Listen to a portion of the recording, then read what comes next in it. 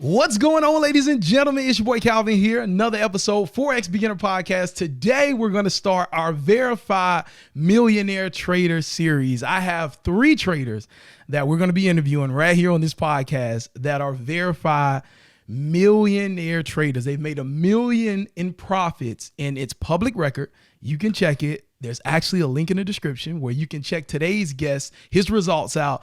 And I'm excited because this is a Forex guy looking into the stock space, the option space, and saying, listen, there is something going on over here. There is consistency going on. There are habits, there are disciplines, there are mindsets that are happening over there. And we need to get it over here in the Forex space. So today, I am honored to have Dom on the podcast. What's up, Dom? What's going on, brother? Not too much. Thank you for having me. Happy to be here. Man, it's a pleasure. Listen, before we get started, what's one thing that you did today that made you feel good? What's one thing? I just went out to the house, did some errands just now, got some stuff done, went to a little doctor's appointment. So I think it's good to have some balance in your day. It's finally nice here in Michigan. We've had 60s and 70-degree weather. So getting out of the house is important because I feel like as a trader, in like the Midwest climate, you're kind of stuck in the house for like 4 to 5 months, just grinding away. So the second we start to get to see some sun, I'm happy to get out of the house and do something. We're getting real close to golf season to where I will be doing that in the middle of the day. But I got some errands done today. Made some money in the morning, did some errands in the middle of the day, and now we're here. Market's still open, but we're getting other work done.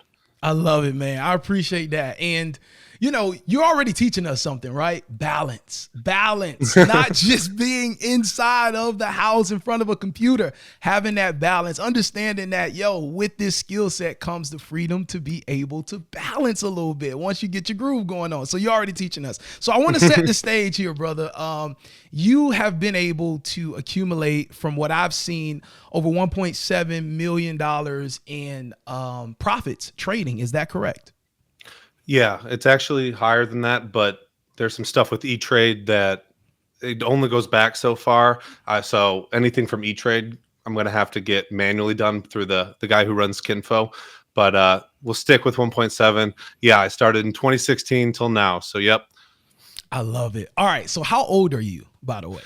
I'm 28. I will be 29 in a month from yesterday.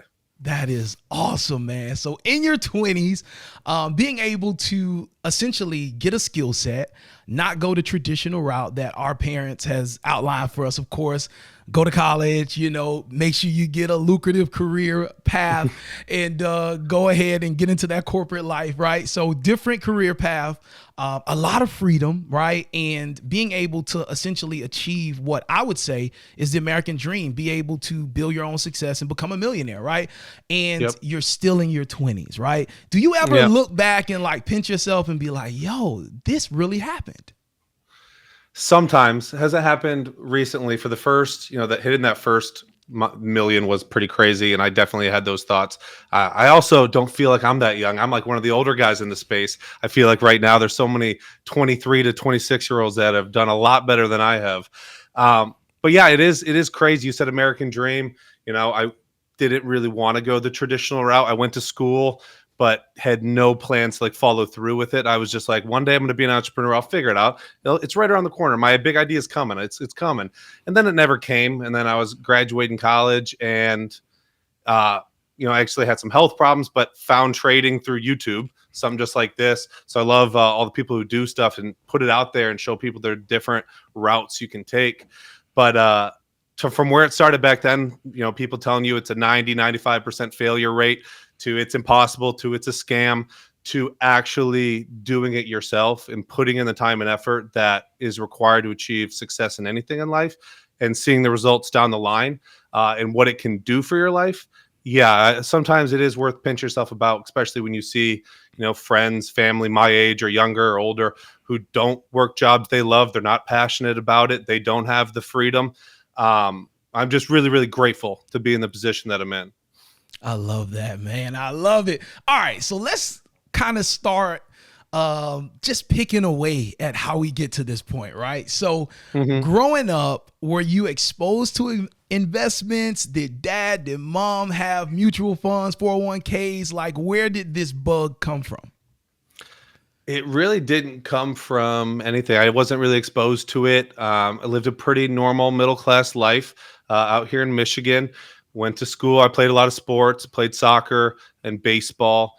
Um, and then I went to school and I was an actuarial science major, which is just like statistics for insurance companies and stuff. And went on an internship or shadowed some guy for a day and was like, this is horrible. I can't do this. So I was 2 years in switching my major. I just switched it to business finance because I had already done a lot of the prerequisite classes for it. So I'd still be able to graduate on time.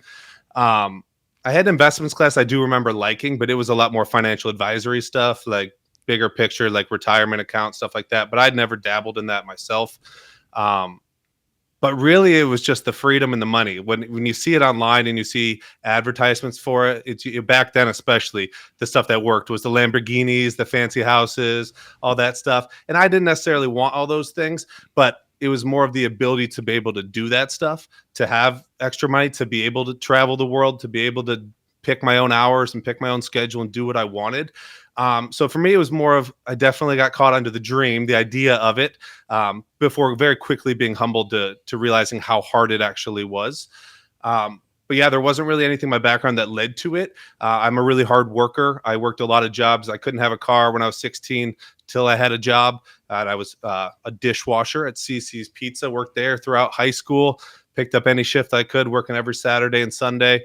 And then throughout college, I worked as a landscaper, built my way up to foreman, working 60 plus hours a week because I didn't want to get a regular internship because landscaping paid better.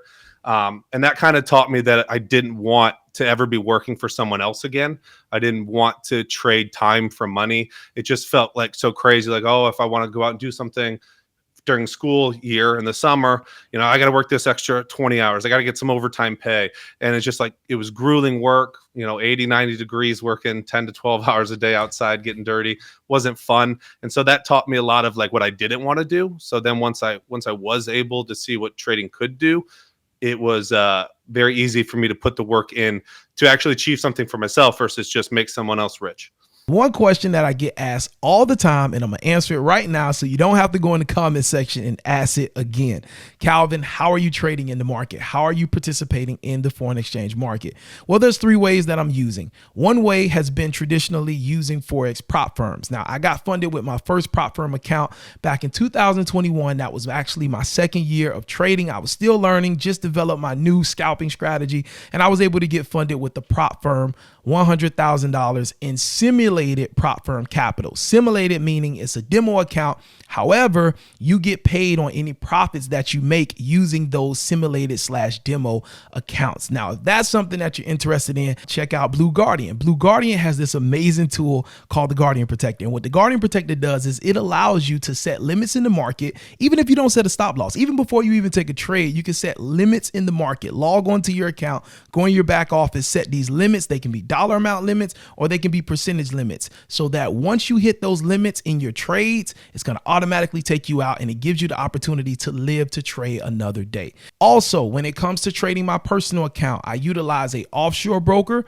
and a US regulated broker. Now, the bulk of my money is in the US regulated broker, but I do put a couple $100s in a offshore broker, a non-US regulated broker, and the broker that I use is 24K Markets. What I like about 24K Markets so far is the quick withdrawals. I was able to take a withdrawal last week and the deposit hit my account in like 45 minutes. Also, being able to utilize the platform Trade Locker with 24K Markets allows me to trade from my cell phone as well as my computer or tablet. And literally I can drag and drop my take profit, drag and drop my stop loss.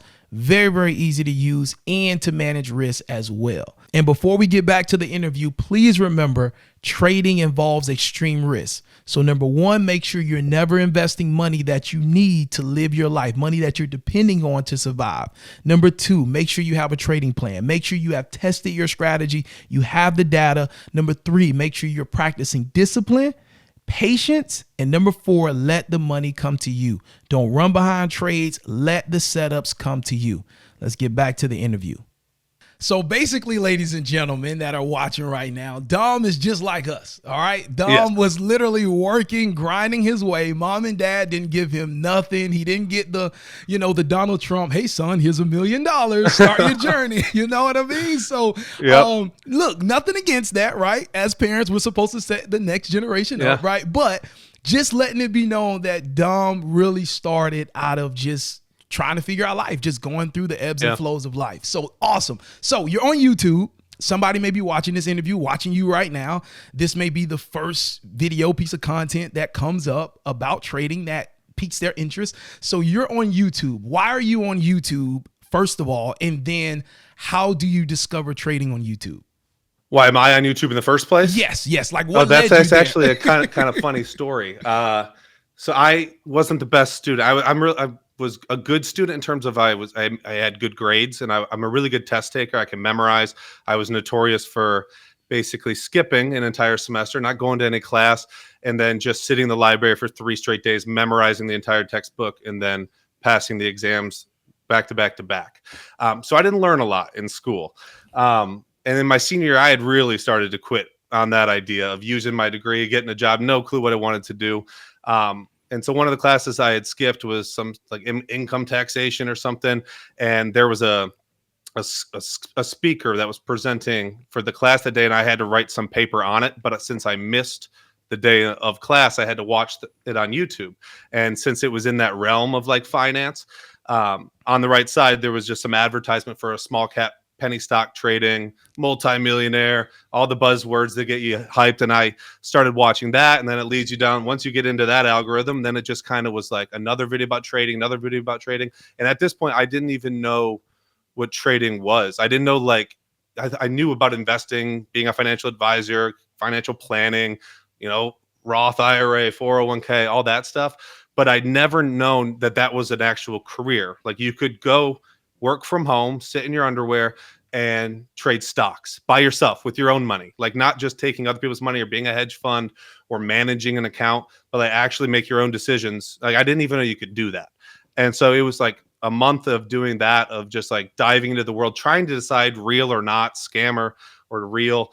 And I eventually came across the conclusion that it was real, that it was probably really difficult, that most people did fail. I think in most industries where it's very difficult to succeed, people like to paint it as a scam, because most people, especially in this day and age, want things to be easy. They want immediate gratification. They want it right now. And I was very gullible at that point, just because I so badly didn't want to go get a regular job and use my degree, that I was willing to be like, to go all into anything that piqued my interest a little bit. What I realized in doing this was that there was no way I could have done it if I wasn't so passionate about it, if it wasn't something that really, really interested me. And I've always been a competitor my whole life, and with sports and stuff, and just in general. But trading just felt like the ultimate battle of you against you. And that really was intriguing. Something that you will never be the best at. You will never win. It's always going to get harder. Like, there's always good moments and bad moments. There was just so much about it that interested me.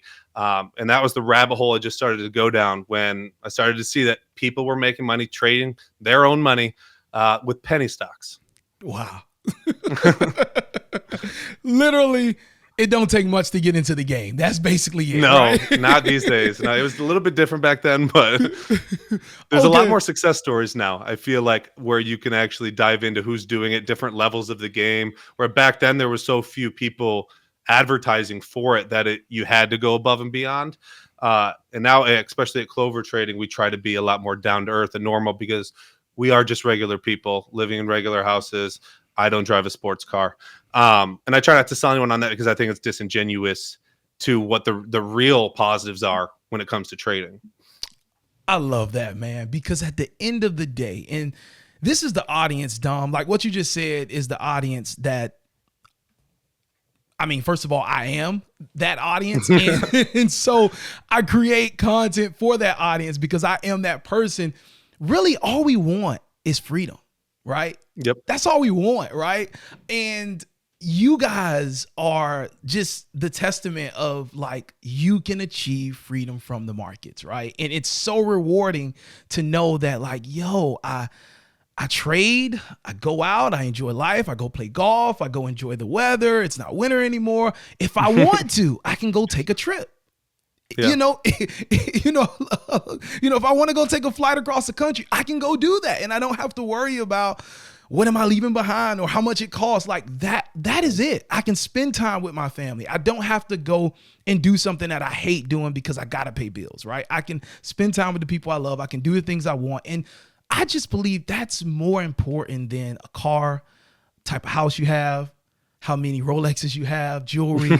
That's really what matters. And I think that's what the everyday person, especially this audience, that's what they're looking for. They're looking for the freedom, right? And everything else comes after that, right? So love it. Okay, now let's talk about you see this ad, you start, dabbling and figuring things out. So did you buy a course?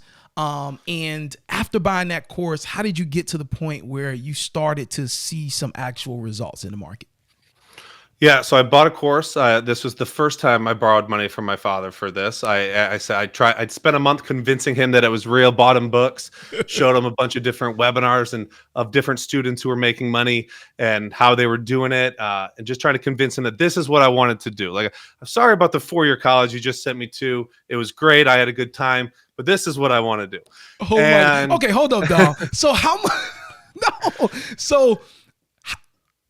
Okay, like I don't know if you remember, but how much was your 4-year degree? Like a range? Like what do you think the cost was? 70 to 100. What? I Okay. had some scholarships. I played soccer, but it was like a private one because I played D3, so there wasn't like any athletic scholarship. It was like academic stuff. It was too much. Wow. It was too much. So dad and mom, they funded college, right? Paid for. Yeah. And then all of a sudden you're like, listen, thank you for that, but we gotta, like, please just help me invest in this. All right. It was a continue. fraction of what school costs. And it took me some time, like a month or two, to really convince them. I don't know. With me and my relationship with my dad, like I said, I have a really good work ethic for things that I want to do, like with sports and not really necessarily with school. But when I get my head set on something, I generally find a way to figure it out. And I think at that point, they were like, rather me go and try to do something like this, especially when he realized more about what it was and what the potential outcomes were, which were a lot better than just going and getting a regular job. It worked. And my dad always wanted to be like more of an entrepreneur and like do something like this. So I think he was maybe living a little bit vicariously through me to see if I could come up with that dream before I go down the corporate rat race for the next 40 years and to maybe try to do something different for myself. And I think I did a good job of convincing him because we got it. We got the course. Awesome. That's secured so the awesome. bag. All right. So continue. Go ahead and continue. Yeah. And so I started studying. I was still in school at this time, finishing up and this was probably end of 2016, first couple months of 2017. I have some health stuff starts to take place and I have to leave school. So I have to finish my my last semester of school from home, which at this point allows me to really start diving into the study material, just start studying webinars, studying video lessons, watching the market. I wasn't necessarily trading at this point for the first month or two, but I was spending like 15 to 17 hours a day studying the market, from, like I said, all the material to actually just watching the market. And then I started trading with a real account. I think it was $2,500. In like February or March of 2017, and it went horribly. I mean, there was the definition of you don't know what you don't know. I was making routing mistakes. Couldn't figure out how to get out of positions in after hours. I didn't know enough about fundamentals to know what to do when an offering hits or certain news comes out. I was making every mistake in the book, and it wasn't very long before that account disappeared. Wow. And went all the way basically to zero before I had to ask for a reinvestment. And at this point, I started to really realize that, I had to like really take it more seriously. Like I was studying a lot and watching the markets, but like there was still a ton I didn't understand. I wasn't necessarily using like the rooms and the study material. I had to like meet other people and network and try to like grow through the mistakes of other people. I was like still making all the mistakes by myself. And I went a little bit too long, probably like month 3, 4, 5, just kind of making the same mistake over and over and over again. And then I started to just, get to the point where I was worried that my parents were going to like pull the plug and be like, you got to move out. Because at this point I'm living in their basement. You got to use your degree. You have to like do something with your life. I was starting to look, even though I was putting in a lot of time, and the learning curve for trading is so steep. No matter what section of the market I feel like you're in, it's so front loaded where you spend all this time learning, but you're most likely losing. You're learning and losing and learning and losing. And so all the people who don't understand it see is that your accounts are getting smaller and smaller, or that you're losing more and more. They don't realize that your knowledge account is growing, and that you're learning things you didn't know yesterday. You're getting better at things that you were worse at yesterday. And it's one of these things where eventually like it all catches up to it and you start to move forward. You get some traction. And I learned a lot about myself over like a 6 to 8 month stretch. I had a lot of data down. Something I wasn't doing in the beginning was like tracking every decision I make, every entry, every exit, how much size, what pattern was I trading? Was it a long trade, a short trade, the time frame, the day of the week, all this stuff, a swing trade, a day trade. And I really built out just basically like all my numbers and then I was gonna find out where I was succeeding, where I was losing. And that's something I say a lot now, being 8 years in, is like there is a successful trader, a consistently profitable trader in every losing trader. They just probably can't tell you where it is because they don't know where they're making their money. They don't know where they're losing money. They don't know where the big losses are coming from. They don't know where the big wins are coming from. They don't know their average winner, their average loser. This is all very important stuff. You would never run a business and not know every bit of your accounting, not know every number that matters, all your expenses. Where's the money coming in from? Who's your top level clients? Which people are wasting your time? Which employees shouldn't be there? You need to know all this stuff or your business can't run. And as traders, I think it's sometimes built into us that it's just a game. And at the end of the day, it kind of is a game, but it really is just a business where you're the number one employee and the CEO, and you need to make sure everything's running smoothly all the time. And once I started to realize that and started treating it like a business versus this get rich quick scheme where I was just going to do what I did in school, memorize everything and apply it to the market, things started to work. I started to cut out 90% of what I was doing and only traded this one pattern that I was making money. At that point, I'd like broke even a few months in a row. And I was just I feel like the little small things away from starting to get growing. And what I did was I just traded one pattern, OTC breakouts. I cut every other thing out. I didn't even look at that stuff anymore. I'll figure that out when this thing dries up and I can't trade this anymore. I'm going to grow my accounts with this one pattern that I've proven over the last 10 months to be good at. And lo and behold, I started making money. And so month 10 was my first profitable month. And from there, it was a little bit bigger. And then like January 2018, it was like a 20K month and like a 30K month. And then it just kind of snowballed because momentum is a real thing. Confidence is a real thing. Trusting your setup and what you're doing is a real thing. So it took me a solid 10 months of trial and error, studying, having to get all the vernacular down, all the vocabulary, putting it to the test, tracking my results for a while, using those results to make better decisions, and then just start going. And then all of a sudden it got a little bit easier. It's not easy for the rest of my career. There's a lot of ups and downs throughout the whole thing. But that was kind of the first 1.5 year journey of figuring out about trading to becoming consistently profitable. Wow. Man, you said so many things that really has hit home for me within this last year in my trading journey. Number one, I want to pull this out is you talked about seeing trading like a business, right? And I think a lot of times we do see it like it's a video game. We do see it like it's just this thing that's just on a screen. It's just numbers. It doesn't apply to real life. Like it's like, okay, well, maybe I'll try this trade and maybe it'll magically make me $1 million, right? So I think mentally we all deal with that. And the way you just worded that, it made sense because what hit me recently is that, like if you meet a person and you see them doing something and you're like, hey man, are you like a professional, golf player or something like that? And typically people who aren't getting paid for something or just doing something in their recreational time, they'll say, oh, no, it's just a hobby. Like they'll correct you real quick, right? But when you think of somebody that's a professional at something, they take pride in it. You know what I mean? Yeah. Like they're very detailed and things like that. And it's amazing that you said that you started looking at trading like a business, because when we go about trading like a hobby, we don't expect to make a real income from it. So we don't track it. You know what I mean? Yep. We just do it. Let's just see what happens. And when you start looking at it like it's a real business, I've never met an entrepreneur that started a business without pre-planning, checking the market, making sure there was a demand in the marketplace before they did any type of samples, right? And so when you talk about that, like treating it like a business, that speaks so much, like it has volume for me. And I think that's what we need to do. We really need to look at the numbers. And the next thing you said was you went and you narrowed down to one setup. This is the one setup. This is the market. This is the pattern that I'm looking for in this particular market. And I'm going to keep rinsing and repeating this until it shows me that it's just not valid. And those two things, man, I really think those are valuable nuggets that we can take with us to build upon. So now you have this one setup. You're focused on this one market. Is it the OTC market? Yep. Back then, it was a wonderful time. Okay. So what is the OTC market for those that don't know? It's just the pink sheets. It's they're not publicly listed like the NASDAQ, New York Stock Exchange, American Exchange. They have a lot less criteria for them to be listed. There's a lot different like rules. It's a lot less stringent in terms of what they're required to file with the SEC or anything. It's a lot more scammy. Like there's a lot more fake companies in there that are just shell companies that are just being pumped. They're just making some people money. It's just like the wild, wild west. If you've seen Wolf of Wall Street, that's what he was trading at the beginning was pink sheet stocks, OTC, over the counter.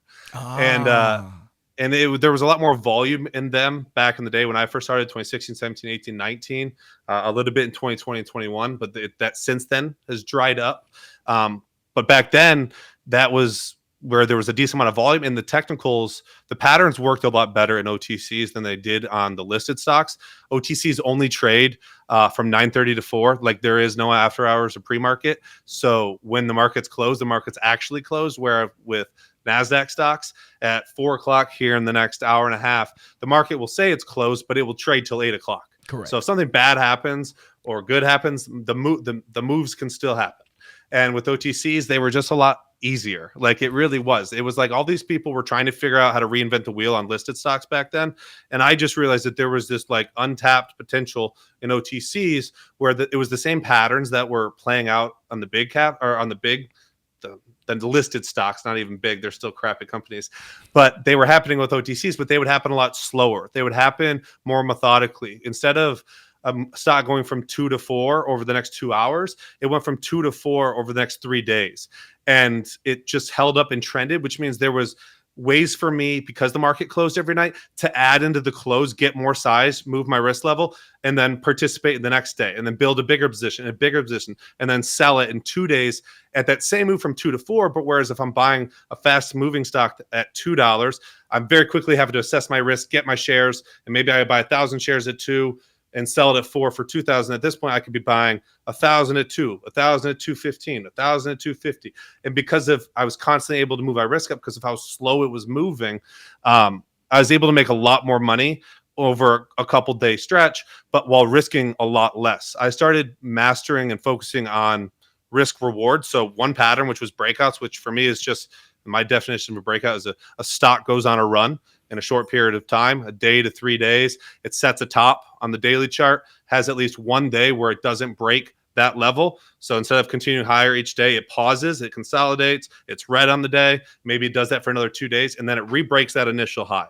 And for me, it's still my favorite pattern to this day. Now I don't do it with OTCs anymore, but that was the pattern that I recognized back then. I was actually able to risk at that point $100, $200, and make 1,000 or more. And I couldn't do that on the other steps. I couldn't do that when I was short selling. I couldn't do that when I was buying day one gappers, like the first time these stocks are coming on radar. They were just moving too fast. It was really hard to assess risk. The risk level always seemed to be so far away that even if I thought it could go from $1.50 to $2, which is a good percentage move, like a 33% move, maybe I have to risk 20 or 30 cents to get that move. And so now the risk reward's not all that great. So I just focus on OTC breakouts. Eventually I kind of started to add new patterns in with OTCs as well. So for the first few years, all I was doing was trading OTCs. That's how I made my first couple 100,000 in the market. And I remember, a big time trader at that point, I kind of like started to feel bad that I was like trading OTCs. I wasn't a real trader. Like everyone else was trading listed stocks.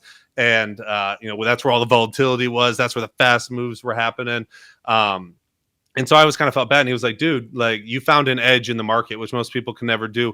Milk it while you got it. And Mm. I always kind of started to feel like it was going to be there forever. But that changed in 2019 for me when the market just really started to dry up with OTCs. I had my best start to the year ever in 2019. I was up like 70,000 the first 2 or 3 months for me back then. Wow. That was really, really good. And so then I'm like, well, we're about to like really hit it big. We've been putting in the work, grinded. And then the whole market just shut down. And Wow. that's when a lot of my negative habits started to form. That's when things got really difficult for the first time, was when I now had to commit to, I basically was a beginner again. I went from having a system, knowing what I was doing on a day-to-day basis, to now becoming the student again and going, I need to figure out new patterns. I have to try to find something new to trade in the listed market. That's where the volume's at. That's where the volatility's at. That's where the money's at. And, I have this nice, cushion from the last few years of trading OTCs, but that's not going to be our future. And people prepared me for that. I was just naive to think that my edge would last forever. And it took me a while, about 9 months. I went unprofitable after that stretch in early 2019, while I just went dark, went off social media and the internet, and just said, I got to figure this out again. And that stretch in 2019 was a lot more difficult than becoming profitable in the first place, because at least in the beginning, no one expects you to succeed. Once you started to make money and you've made good money, everyone starts to like, if you start to fail or fade off, they question, was he just getting lucky? Did he really know what he was doing? And you start to ask those questions yourself, obviously. So figuring out again in 2020 and figuring out a whole new bunch of patterns for myself, was interesting, but it was tough in 2019 after that drawdown. Wow. So it is normal, because a lot of traders, I grow with a lot of traders, I've connected with a lot of traders, and what I see is when things are going good, they're active in the group chat, right? They're Oh, yeah. excited, they're on cloud nine, right? And then when they go through some drawdown, they start to pull away. They're ghosts. The chat is not, no notifications in the chat anymore. So what you're saying basically is this is a normal part of the journey, right? I think it's normal. Depends on the person. All that stuff. If you want to go on social media and post your trades, if you want to go into chat rooms, post your ideas, I think it's to each their own. It's making sure and understand you're using those resources for the right reasons. Mm-hmm. Don't be the guy that just brags about your winners and then you don't ever post a loss, and then because we already know that no one wins at 100% clip rate, and you have losses. You might as well share them. If you're going to go out there and share them, share everything. We share every trade over at Clover Trading, and it's not always fun. It makes you think about some of your ideas and whether or not you're being a little bit degenerative or not. Because if someone else is trying to learn and you're posting bad ideas, it doesn't help anyone. But for me at that time, I don't really think I had an ego, but I think it was just all those negative thoughts creeping in of just like having, like, at that point I didn't have a service. I wasn't teaching anyone anything on the internet. So it was like, I feel like I didn't owe anything to anyone. At that point, I really needed to figure it out for me. And the best way for me to do that was to just cut off all distractions, shut down Twitter, shut down chat rooms, and just say, I got to figure this out. And all this extra noise isn't helping. And so we're only going to accept things in that are going to help. So I started reaching out to traders I'd met along the way, people that traded different things, people who short sold stocks and did really well, people who were buying day one stuff. A lot of the stuff that I was trying to learn didn't work. And I spent months trying to figure that out. And what eventually ended up happening was everything I talked about in the first part of this podcast, where we talked about kind of figuring it out for those first 10 months. Mm-hmm. I just had to do the same thing. I had to go through my numbers. I had to track every single piece of data. I had to just trade for a while, a couple months, and just get some information down on paper with listed stocks. See where I was naturally better. See where I was naturally worse. Where did big losses take place? Where did big wins take place? What has the best average winner to average loser? And eventually what I realized was that I just had to kind of morph the patterns that I was using in OTC to listed stocks, but I needed to take some time to learn listed stocks, to learn how they moved, to learn how after hours price action played out, to learn if I wanted to be more of a swing style trader like I was with OTCs, or if I needed to shorten those moves down and become more of a day trader, which is what I did for a little while. And slowly but steadily, I got back on track. I figured things out, started making pretty good money again, slowly increasing risk.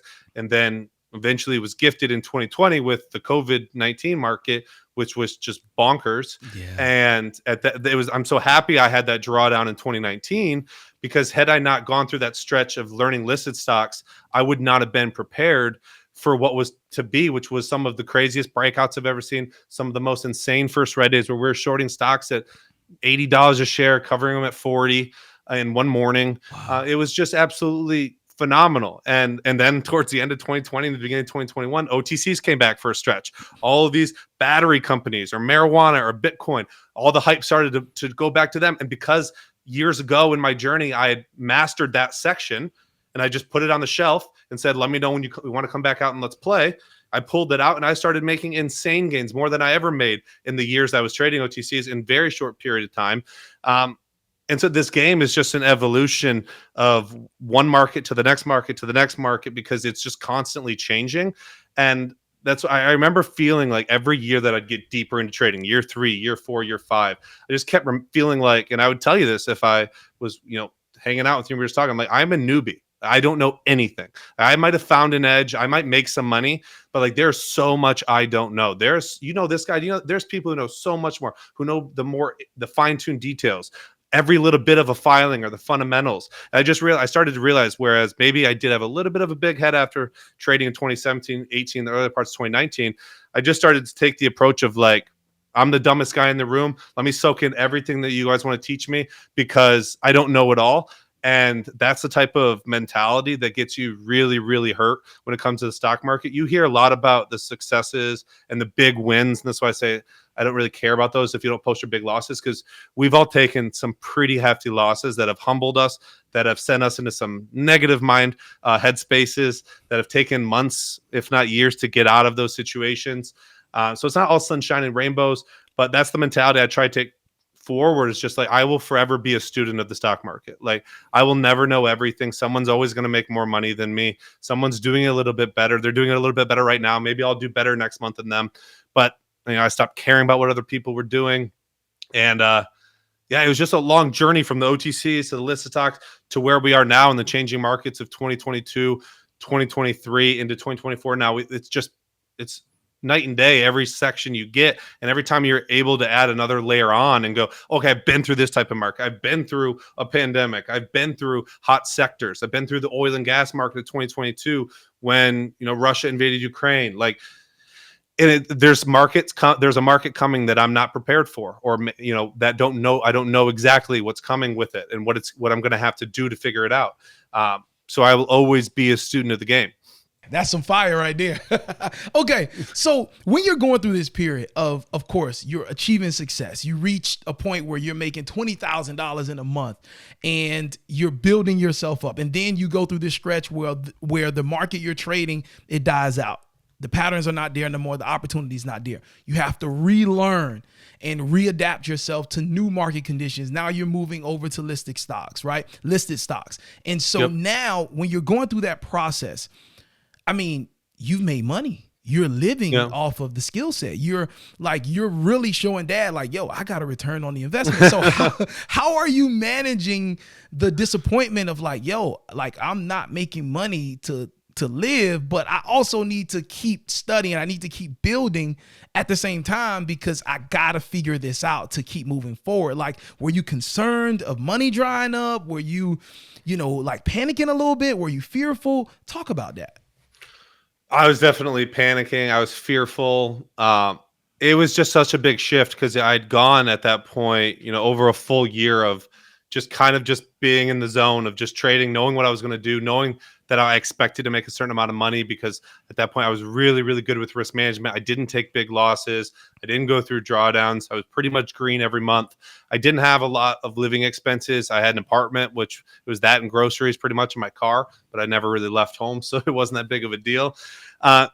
It was not necessarily worried about money drying up, but it was worrying about how long, what if this goes on for another month? What if this goes on for another 6 months? What if this goes on for another year? Like, at what point am I supposed to quit? Like, I was never going to quit at the beginning.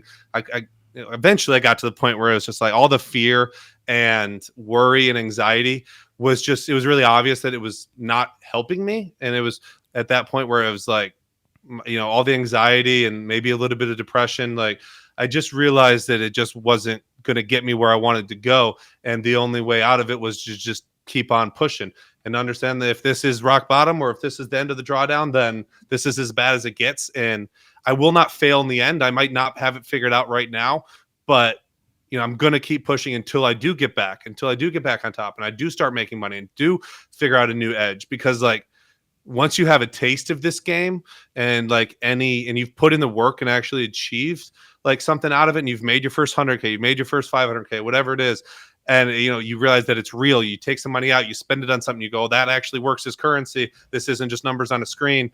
It's hard to ever accept the idea of doing anything else. And I want to do this game as long as I still love it. And I do still love it. I've gone through a lot of other hard moments in my trading career as well. And everyone has its own different little bit of spice of what makes it harder, what makes it more anxiety ridden. And I think most people go through that with trading. It's not all just straight up. I think most people see the profit curves and they think that every moment along that journey is just a happy time and you're just raking in the money. But that's not how it is. I think that's a side effect of social media and advertisements and all that stuff. When in reality, there are a lot of hard months. There are a lot of hard times. There are a lot of big losses that really do make you question, do I want to do this anymore? Like, I just lost a Tesla. I just lost a down payment on a house. And it's like, it's demoralizing. And for some reason, those moments feel a lot worse than the moments when you make that much or a lot more. And the times when it's good, because you just want that to last forever. And you get paranoid and you're just on edge because you just want it to keep getting better and better. And you're worried about the next drawdown or the big loss. But what I've realized is through my mini drawdowns is, just accept it as reality. It's inevitable. Like, that's why I tell all beginners now who are in month 6, year 2, it doesn't matter how much you've made, what patterns you trade, whatever it is, like, a drawdown is coming for you. A big loss is coming for you. And are you ready for it? Are you prepared for it? That's what advice I'd give to people is be more paranoid. Don't think it's going to last forever.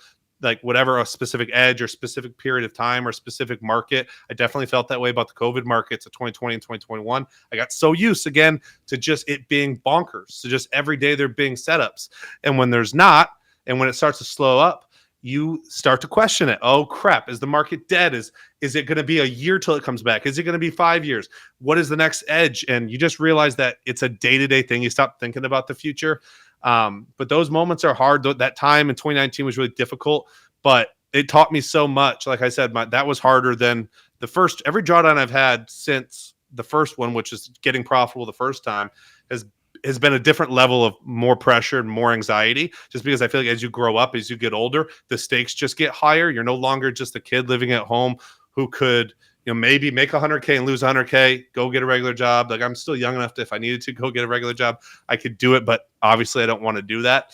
And you just learn to take things day by day because nothing's guaranteed.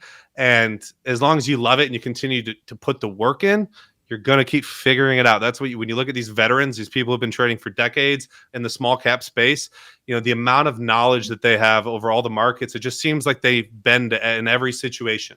And I'm not quite there. I think I'm getting closer, but like, it's all just about gaining experience. And I don't care if you're in year 4, you haven't seen it all. You might feel like you've lived 5 lifetimes in the stock market, but you haven't seen it all. And something's about to humble you. So prepare for it. Tighten up your risk management, get your head out of your butt. Because the good times are a lot more fun than the bad times, but we're all going to go through bad times. So learning how to deal with it, I think, is really important for a lot of people. That's so good. My next question would be this.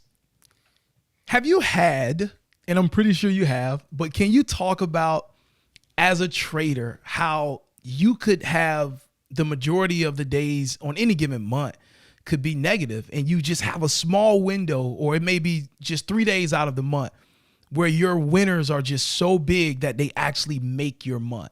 Can you talk about how to persevere through that? Because I think a lot of times we think that, every period has to have a bunch of winning trades, and we stop doing the things that we should do, and we start overanalyzing setups when they should just be systematic. Like, it's there, it's time to apply risk, let's get in, right?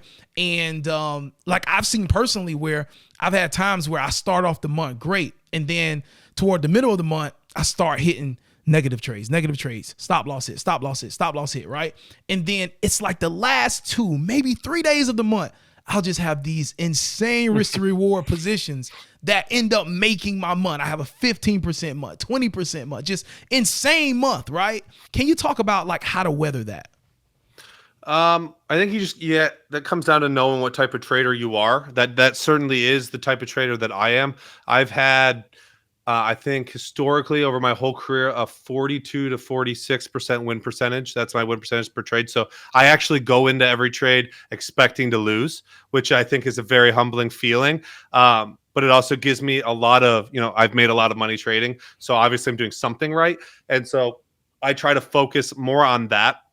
A lot of the patterns I trade are higher risk reward type of setups where I don't necessarily have a lot of conviction, but when I'm proven right, I put myself in situations where I can add to a winner.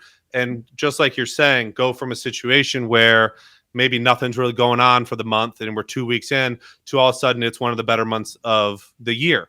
And that's how it really has been my whole life, my whole career. I like to call myself like an inconsistent trader. And I've certainly been that way in a negative way a lot of my career, but it's also in a positive way, whereas I'm very streaky. Whereas maybe at the end of the year, there's 3 months where if you just took those 3 months, that's my whole year. Wow. And the thing about trading is you don't know when that's going to happen. You don't know if it's right around the corner. You don't know if you just exited that stretch and you just traded it poorly.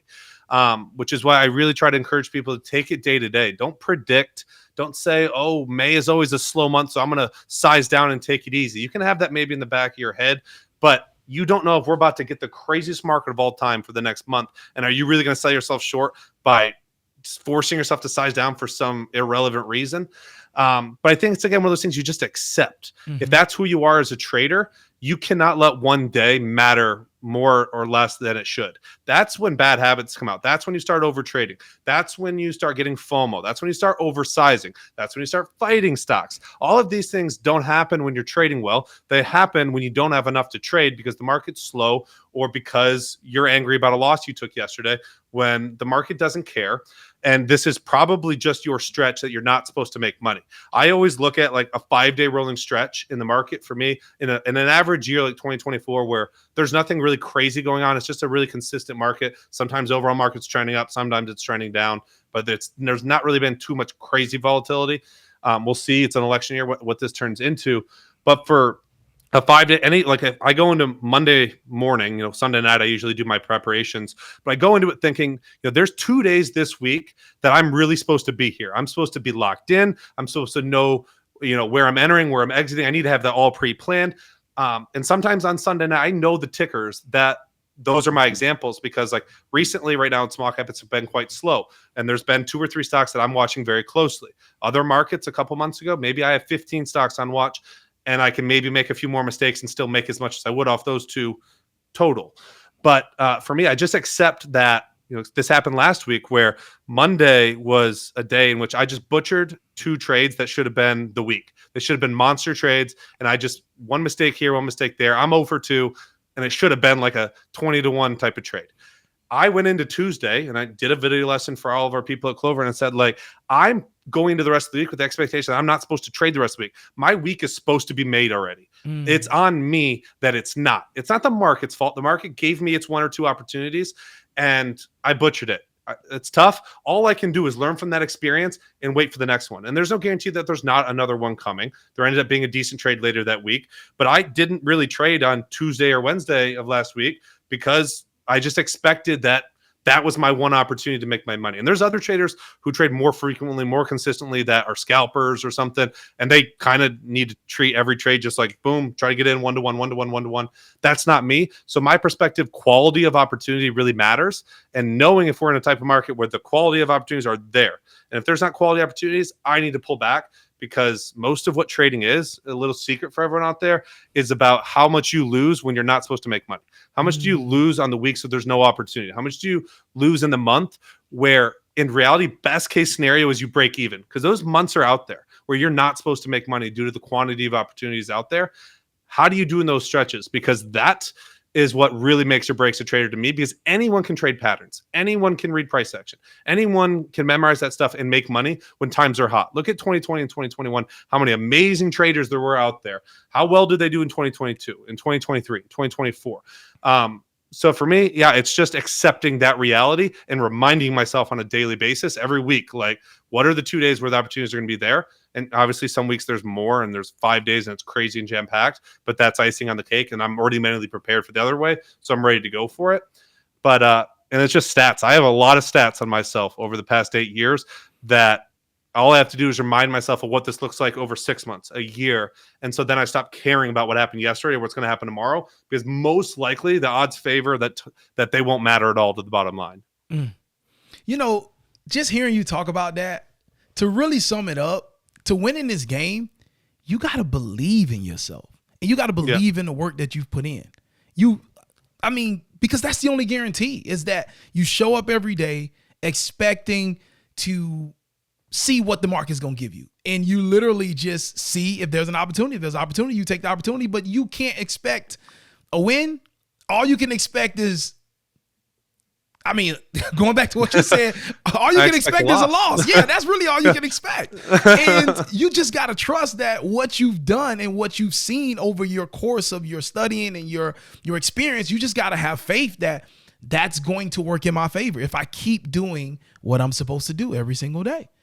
And that's really what it just boils down to.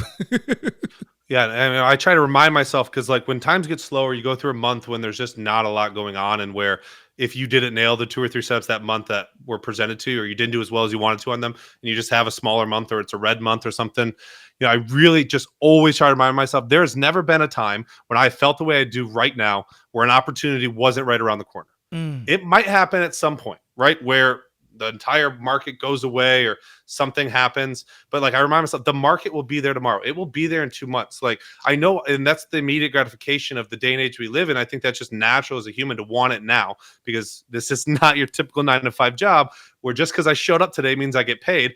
Very often I show up, work longer hours than you, and donate money. I just remind myself if an opportunity is coming, do I really want to go into that opportunity with a mountain of losses or one big loss or a headache from a bunch of small losses? Like, wouldn't I rather go into that opportunity at zero? I think a lot of people underestimate how awesome it feels to be at zero on the day. It's like they'd rather lose $200 than be zero.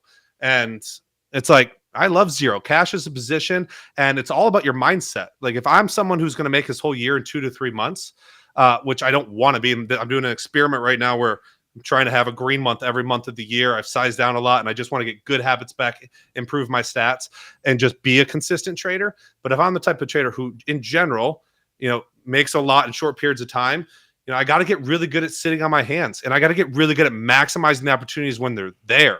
And so I cannot be going into any stretch of a week or two where the market gets hot and I'm all screwed up in the head from some bad habit that I'm dealing with from last month, when in reality I should have just been golfing and fishing because there was nothing to trade. I love that. What has been, like, if you can, like, just think, what has been your best month in terms of percentage wise? Like, what's the biggest percentage you've seen in a month? I don't really look at it like that. It's so many different parts of my career. I've traded with different size accounts depending on what I was trying to do. Like, if I'm just living, if I was back in early days, just growing, trying to just maximize it. I've probably made 40 to 50% on an account in a month. Okay. I have some pretty incredible months back in 2021 where it might have been 100%. I don't even know what was in the accounts back then. I have a couple different accounts and they're constantly changing. And, but yeah, we don't really look at it like that. We don't talk about it like that. It's usually just P&L based off of, I like to look at things in like average winner versus average loser, or what you risk a trade. If you risk $1,000 a trade and you made 30,000 that month, and you made 30 to 1 on your money, like you risk 1,000 trade, you made 30 times that. That's pretty good. That's kind of how my mind works, just because that's how most of my trading works. And I just really think about minimizing big losses and maximizing the few trades that I do win on when I'm right.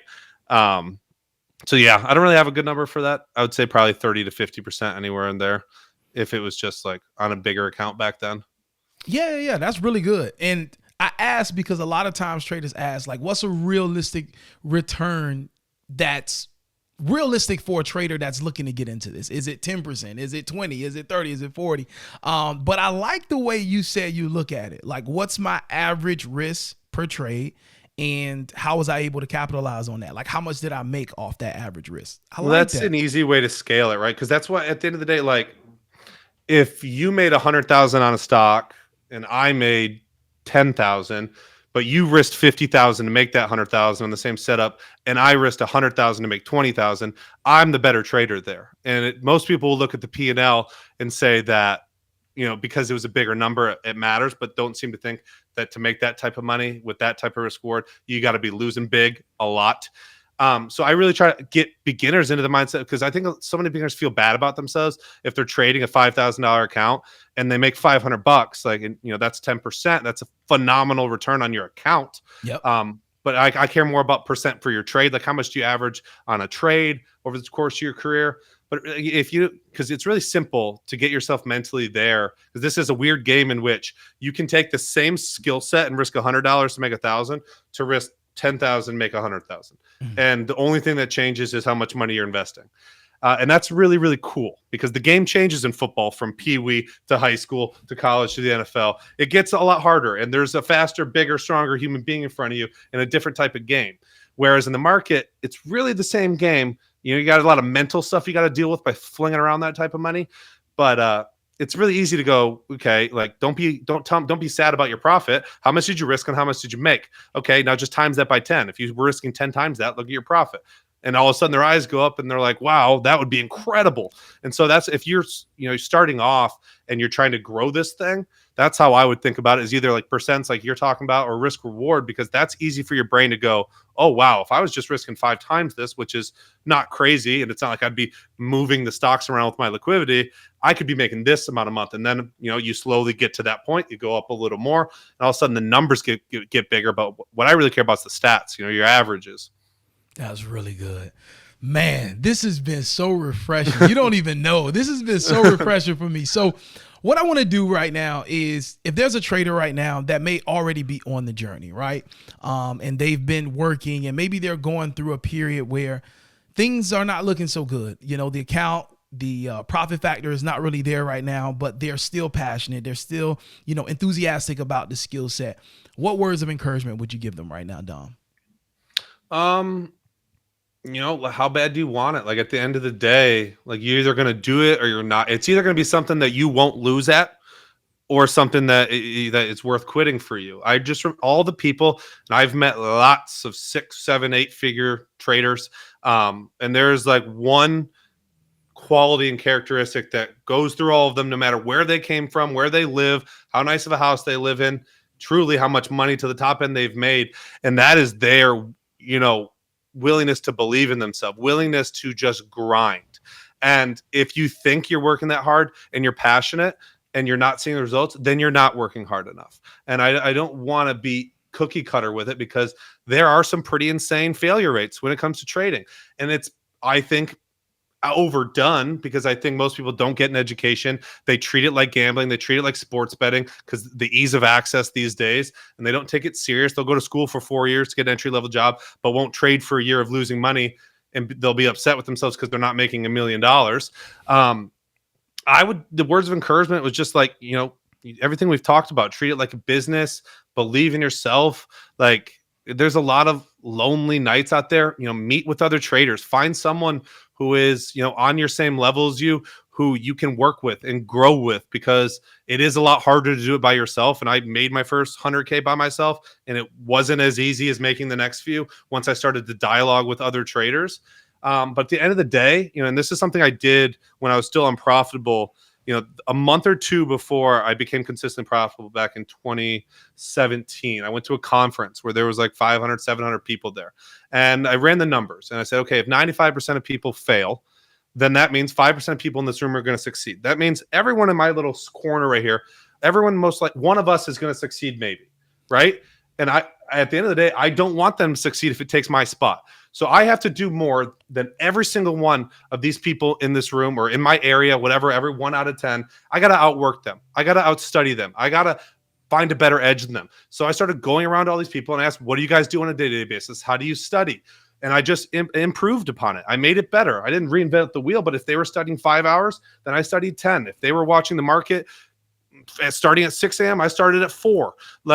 and I might not have done that part, but it really just came down to, like, this is a zero-sum game, and if you're gonna succeed, you kind of just force yourself into succeeding, and you just kind of end up there one day. There was never, people always ask aha moments and stuff. Never had one. I went from feeling the exact same way losing money to the same way making money, just because of implementing all the stuff we've talked about, from tracking your trades to treating it like a business and just taking it seriously.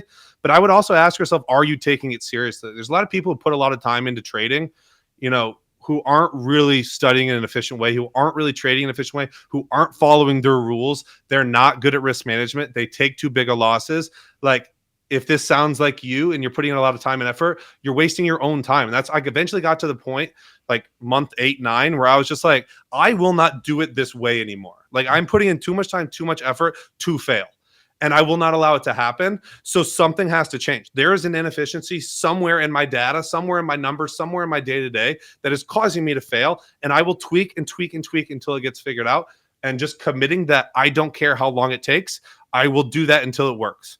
And once you kind of make that commitment to yourself and you stop feeling like there's pressure to do it and to succeed or to hit a certain dollar amount, things just start working. Things have a funny way of working themselves out. And if you're open to that process working out for you and you don't put so much pressure on yourself and you continue to work hard and dive into all your numbers and your statistics and actually optimize, it will happen for you too. Man, let me find a mic or something so I can just drop it on the floor right there, man. That was awesome. That was awesome. So what I like to do right now, Dom, is I want to give you an opportunity to let us know just where we can connect with you. What do you have going on that's helping traders grow? And then also I want to give you the floor. If there's anything that I didn't ask you that you want to share, definitely do that as well. Okay. Yeah. So I'm a part of Clover Trading. It's on a sweatshirt. Clovertrading.io is the website. It's a couple of buddies that I connected with over the years. And we just wanted to build something to help people out. I also have been teaching people in my own personal area, I'm not offering this out to anybody like mentorship, but I was just so lonely that I wanted other people to do it. And now we call them the Michigan boys. I got a ton of 6 and 7 figure friends who I've taught along the years. And so the networking has been a big thing. So we wanted to give back and try to change more lives like that. So clovertrading.io, Clover Trading is us on YouTube. I'm Dom Clover Trading on Instagram, but I don't really check it. I'll be honest with you. They just kind of forced me to try to social media it. Clover Trading. We're on YouTube every single day, 8:45 a.m. If you're new to stock trading, you just want to see what's about, what type of moves that are going on a day-to-day basis. We're live every morning, 8:45 a.m. to 9:15. And we just talk about the gappers, talk about the movers, talk about the overall health of the market. And we do that every single morning over on YouTube. So it'd be awesome if you want to learn more, check it out, see what we're all about, meet the other guys. I know you're going to have them on. I'm excited to watch theirs as well. Yeah. Ladies and gentlemen, this is Verify, ladies and gentlemen. Link is going to be in the description, or it's going to be pinned at the top of the comment section. You can verify this. You can click the link. It's public knowledge. You can see the trades that he's taking. You can see everything that they have been able to double check. He does have some profits that wasn't able to sync over. So it's more than that, but you can see it all. It's all there. The wins, the losses, the percentages, all of that stuff is there. And this is real. This is somebody that has gone through the process that is literally, he said it doesn't stop. You continue to elevate, but the trials and the tribulations continue to come. You just continue to learn how to adapt. And then when those markets come back, you have the data. You know what to do. It's second nature. I've seen this before. You know what I mean? So this has been just perfect, Dom. Thank you so much, man. Again, looking forward to continuing this series with your partners, your trading crew, your trading buddies. They'll be on shortly. So ladies and gentlemen, listen, head over, follow Dom, connect with them, head over on YouTube, follow them. I'll put links to all of that stuff. I'll pin it in the comment section as well. As we always say, ladies and gentlemen, we look forward to running into you at the bank one day, but we don't want to meet you there. All right. We want you to beat us there. When we pull up to the bank, you should already be walking out with a big smile on your face. And that's our way of saying that we hope and believe that we all are able to achieve financial success in the market. So stay blessed. God bless you. Take care. And we'll holler at you next time. Peace.